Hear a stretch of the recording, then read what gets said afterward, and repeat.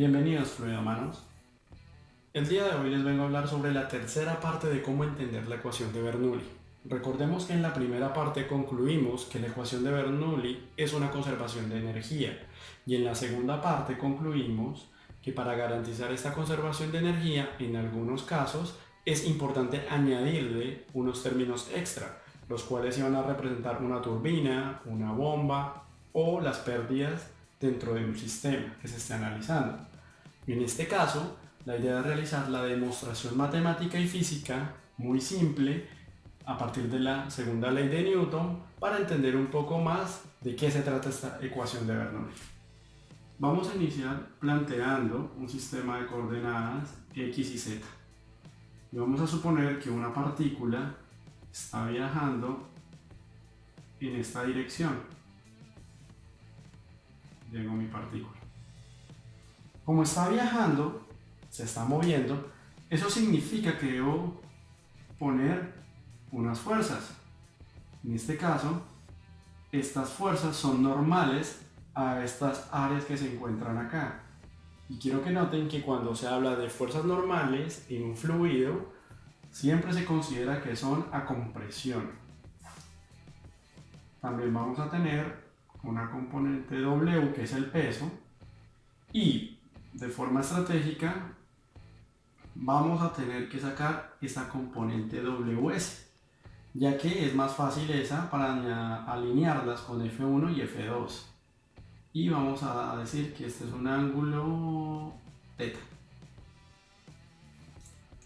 Si nosotros realizamos una sumatoria de fuerzas en esta componente que estamos haciendo, eso significa que necesitamos coordenadas extra.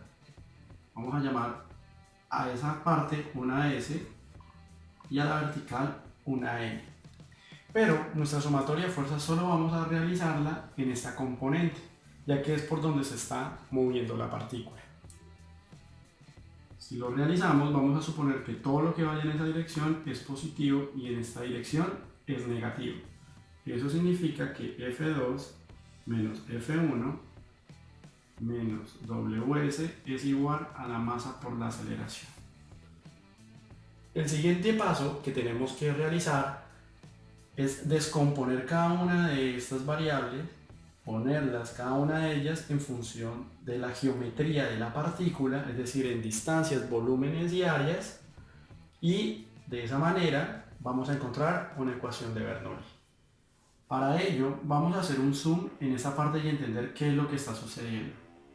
Si pinto mi partícula en 3 dimensiones, de esta forma, vamos a encontrar que la fuerza 1 y fuerza 2 están aplicadas de esta forma. Como ya les había dicho, son perpendiculares a estas áreas que se tienen acá. Esta que está acá y esta que está acá. Como estamos hablando y queremos poner cada una de esas variables en términos de geometría, vamos a dar una distancia aquí, un diferencial de S, un diferencial de R y un diferencial de N. Digo que son diferenciales porque esas distancias pueden cambiar, pueden ser grandes o pueden ser pequeñas. Ahora, vamos a utilizar la definición de presión para hacer ese cambio. Si yo digo que la presión es igual a fuerza sobre área, vamos a tener que la fuerza es igual a presión por área. Eso significa que el área a la que se encuentra F1 y F2 es dr por dm.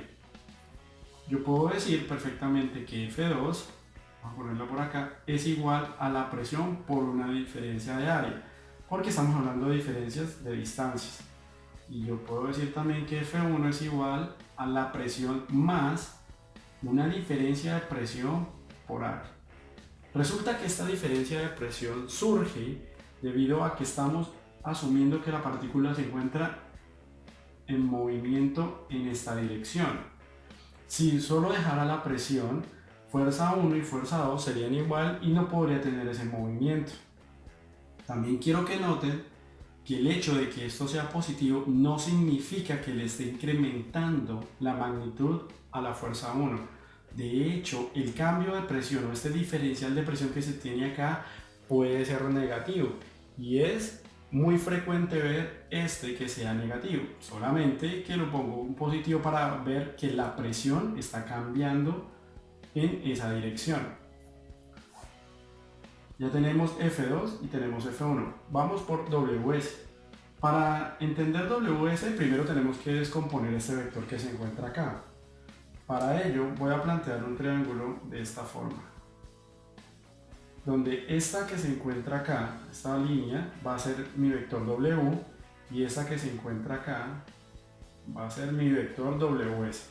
El ángulo que yo tengo ahí, que es θ, va a ser este mismo que se tiene acá, y este vendría siendo alfa para completar los 90 grados, y este es el de 90 grados. Eso significa que si yo quiero calcular esa componente, voy a tener que usar la relación trigonométrica de opuestos sobre hipotenusa, que viene siendo seno. Entonces me viene quedando que seno de θ va a ser igual al opuesto, que es WS, sobre la hipotenusa W. Eso significa que W por seno de θ es igual a WS. Y ahí ya va mi componente. El siguiente paso que voy a realizar es coger W y ponerlos en términos geométricos. Recordemos que W es igual a masa por gravedad, pero yo sé que la masa es igual a la densidad por el volumen. Eso significa que aquí tengo la parte geométrica que necesito, es decir, que si yo reemplazo esta ecuación, este término, perdón, acá y este acá, me va a surgir una ecuación de la siguiente forma, que WS va a ser igual a W, que es densidad por gravedad por volumen, que eso vendría siendo W, por la componente seno de θ. Y en este caso ya he encontrado la otra componente que me hacía falta. También quiero que noten que masa lo tengo acá, entonces ya la podría reemplazar. Vamos a hacer esos reemplazos en esta ecuación. Entonces, si reemplazo en esta ecuación, voy a tener que la presión por diferencial de área menos la presión por el diferencial de área menos el diferencial de presión por el diferencial de área. Y se fue el producto de estos dos. Vamos por menos WS, que es esto, densidad por gravedad por volumen, pero ojo, este volumen que yo tengo acá también es un diferencial de volumen,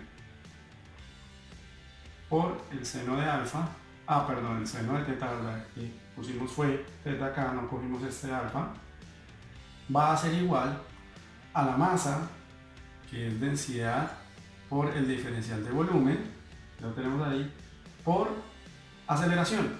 Pero resulta que yo conozco que mi aceleración es igual a la derivada de la velocidad respecto al tiempo. Vamos a ver qué podemos ir cancelando. Presiones, aquí se van esos dos, ¿correcto?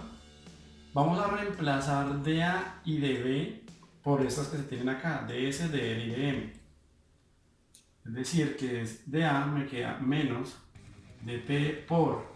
¿Cuál es el área que está aplicando normal a esta fuerza? Que es esta misma, dr por dm. dr por dm. Menos densidad por gravedad por el diferencial de volumen, que es ds, dr, dm. ds, dr, dm por este seno de θ. Pero resulta que este seno de θ yo lo puedo transformar a la geometría que tengo acá en estos dos planos. ¿Cómo puedo realizar esto? Resulta que si yo pongo un triángulo de esta manera,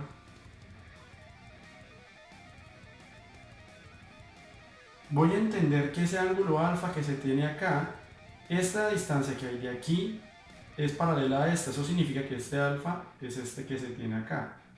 Si yo tengo aquí mi 90 grados, significa que mi ángulo θ es este. Des en cuenta que la hipotenusa de ese triángulo rojo que estoy dibujando es ds. Y esta distancia que se está haciendo en esta componente viene siendo mi componente z, o sea, un dz. Eso significaría que yo puedo decir que el seno de θ es el opuesto, que es dz sobre ds. y podría reemplazarlo acá. Entonces me viene quedando acá dz sobre ds es igual a la densidad de S de R de M, que es esto, y resulta que acá voy a hacer algo muy importante, y es que esta derivada que yo tengo acá, esta aceleración que se tiene ahí, es una aceleración que proviene de un enfoque lagrangiano. Yo la puedo pasar a un enfoque euleriano para quedar de esta forma. Perdón, aquí no es X, sino es S porque se está moviendo en la dirección S. Si no entendiste muy bien qué es lo que está sucediendo acá o cuál es el sentido de esto, te invito a que mires un video que dejo en la descripción donde explico cómo pasar de un campo de aceleraciones desde el enfoque lagrangiano a euleriano. Perfecto, tenemos nuestra ecuación, miremos que podemos cancelar. Si se dan cuenta, dr se encuentra acá en cada uno de los términos, entonces dr lo puedo cancelar. Igualmente dm. Este ds se cancela con este ds. Y este ds se cancela con este ds. Y este ds de t corresponde a la velocidad de la partícula. Es decir, que si yo paso lo que me quedó este término a este lado de la ecuación, me va a quedar que de P menos la densidad de B por dB, ¿sí? Porque me quedó solo esto, B es esta y dB la tengo acá, menos la densidad por la gravedad por dz igual a 0. Y creo que en este punto ya puedes estar viendo cómo está surgiendo la ecuación típica de Bernoulli. El siguiente paso lo podemos hacer de dos formas. El primero es haciendo una integral indefinida. Si yo le aplico integrales indefinidas a cada uno de estos términos y multiplico por la densidad, bueno, es mejor primero multiplicar por la densidad y después realizar la integral indefinida. Lo que vamos a tener es una integral de P por densidad menos, y multiplico por menos 1, entonces para que me quede todo positivo, integral de B por dB más la integral de gravedad por dz igual a la integral de una constante.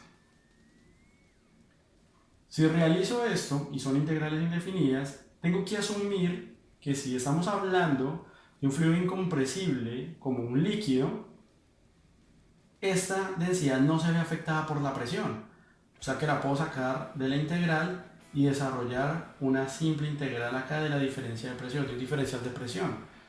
O sea que esto me viene quedando presión por densidad más este señor de acá, me queda B multiplicado por B y queda 2 aquí en la parte de abajo, más gravedad por Z igual a una constante de Bernoulli.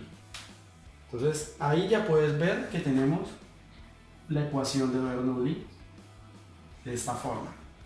Si yo quisiera aplicar una integral definida, es decir, una integral donde yo le pueda decir a cada uno de estos puntos, por ejemplo, de presión 1 a presión 2, de velocidad 2, acá digamos velocidad 1 a velocidad 2, de Z1 a Z2, lo que vamos a tener, y pues va a ser constantes en esta parte de acá porque no va a haber una variable específica, vamos a tener en este punto de acá, nos va a surgir es que la presión 2 menos la presión 1 sobre la densidad más B2 menos B1 al cuadrado sobre 2 más la gravedad de Z2 menos Z1 igual a 0.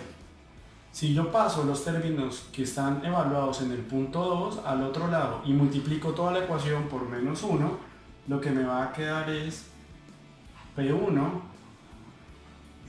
menos P1 de la densidad más B1 al cuadrado sobre 2 más la gravedad por Z1 igual a P2 por densidad B2 al cuadrado sobre 2 más gravedad Z2. Y creo que si te das cuenta, esta ecuación fue la que utilizamos en la primera parte para entender el concepto de conservación de energía. ¿Qué es lo que estoy haciendo cuando le pongo los límites a los integrales? Exactamente lo que hicimos en la primera parte, evaluar la energía desde un punto 1 hasta un punto 2. Y eso es lo que concluimos nosotros, que la energía se debería conservar. Quiero que también noten algo muy importante durante toda esta demostración, y es que si ustedes ven el video donde explico cuáles son las fuerzas que interactúan con un fluido, que surgen dentro de un fluido, yo creo que se van a dar cuenta que solamente he aplicado las que son normales. Pero nosotros también tenemos otras fuerzas cortantes en cada una de las caras, ¿no? Si vamos a hablar solamente en esa posición, tendríamos solamente que coger la de las líneas S, que se encuentra en esta coordenada. Esa simplificación es lo que hace que Bernoulli no tenga fricción, no tenga ninguna componente que me genere esa fricción como lo hacíamos en el primer video. Bueno, fluidómanos, espero que hayan aprendido algo, espero que hayan entendido esta demostración matemática. Hemos derivado la ecuación de Bernoulli desde la segunda ley de Newton, aplicando una sumatoria de fuerzas donde solamente consideramos las fuerzas normales. La pregunta ahora es, ¿qué surge si consideramos las fuerzas cortantes y las fuerzas normales? Hasta una próxima.